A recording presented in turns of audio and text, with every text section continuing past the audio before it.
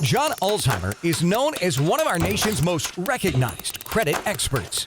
Having worked for 28 years in the credit industry, John has become one of the most prolific speakers about credit and the go-to authority on answers to credit-related questions. Credit Countdown with John Ulzheimer. Hey there, this is John Ulzheimer, consumer credit expert. Almost 30 years of experience in the credit industry. I've spent some time at FICO, the designer and developer of the FICO credit scoring system, and Equifax, which is one of the 3 generally recognized credit reporting agencies in the United States. So I'm in Atlanta and it is raining. As you can see, it's kind of a dreary, nasty, rainy day here in Atlanta. And I was thinking, what are some of the dreary, nasty things that credit card issuers can do to their cardholders? And one of them is to lower your credit limits. And so I thought I would explain some of the reasons why card issuers may lower your limits and then what the practical impact of that may be, other than the fact that you don't have as much buying power as you did before they lowered it. As difficult as it is for me to say this, you do not have a right to a credit card, okay? You don't have a right to an account with the bank. These are all things that you have to earn. And with respect to credit cards, it's really something that you have to continue to earn. Credit cards are one of the riskiest of all financial services products for the bank because there's really nothing to secure the debt, meaning like if you have a house and you default, they're gonna come take your house. If you have a car and you default, they're gonna come take your car. They can't come take the things that you've purchased with your credit card. And so really the only security that a credit card issuer has is your word and your credit reputation that you're going to pay back your debts as you have agreed to do so. And so it is not unusual for large credit card issuers to continue to access credit reports of their clients month after month after month to make sure that you still are an acceptable risk for them. And so there are 2 reasons why the credit card issuer may choose to lower your limits. Number 1 is that your credit quality has changed and they are no longer comfortable doing business with you under the terms by which your card was issued. And what that means, that's kind of a euphemism for your credit isn't as good as it was before. That means that something may have appeared on your credit report that's problematic to them. That means that your credit score may have dropped down below whatever their minimum requirement is to leave your account opened. But nonetheless, you've done something that has concerned them, and so as a result, they're going to punish you.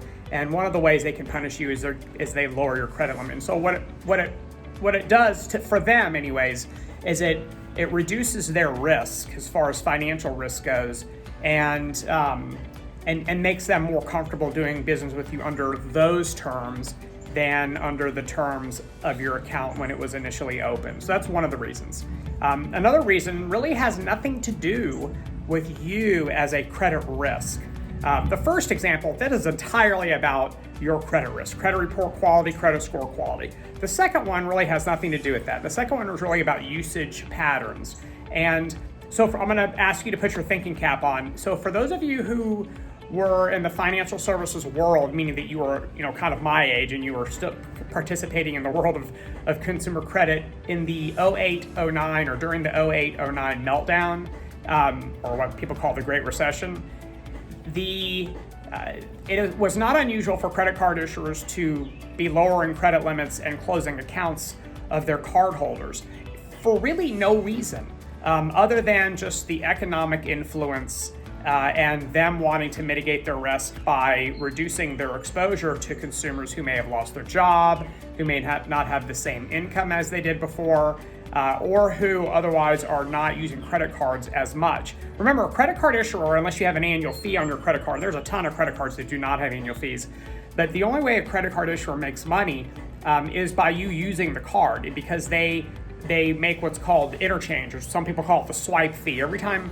you swipe your card somewhere, I guess today that's not really what happens, you can insert it or tap it, but every time you use your card somewhere, the retailer or the merchant that accepts the card has to pay a fee for the ability to take the card, and that's called a swipe fee or an interchange fee. So you have to actually use your card for them to make any money. If you pay your balance in full, no interest. If you don't have an annual fee, no annual fee income.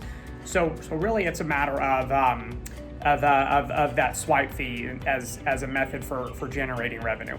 If you're not using your card at all, meaning you're really inactive or you're very what's called underactive, meaning that you don't use it very much, you're simply not generating a whole lot of revenue for the card issuer, and it would not be a surprise for them to lower your limit as a result. So what they're doing, again, is they're really adjusting the available credit to you to be more in line with your usage pattern. That also happened during COVID. There was a lot of stories about large credit card issuers lowering credit limits of consumers who had done absolutely nothing wrong. They did not miss payments, their credit scores were still solid, their credit reports looked good, they still had jobs, or they had the PPE protection, the paycheck protection money coming in, but still nonetheless, banks tend to be very conservative, and financially speaking anyways, and so it wasn't a surprise to see a whole lot of limits being lowered in the wake of the COVID issue.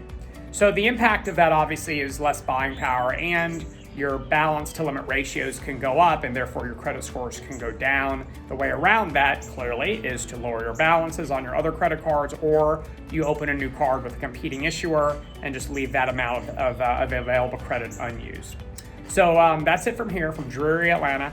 If you have any questions about the impact of lowering credit limits, then please drop them in the comment section below. I appreciate you watching, and have a great rest of your day. For more videos and credit tips from John Ulzheimer, go to www.tradelinesupply.com.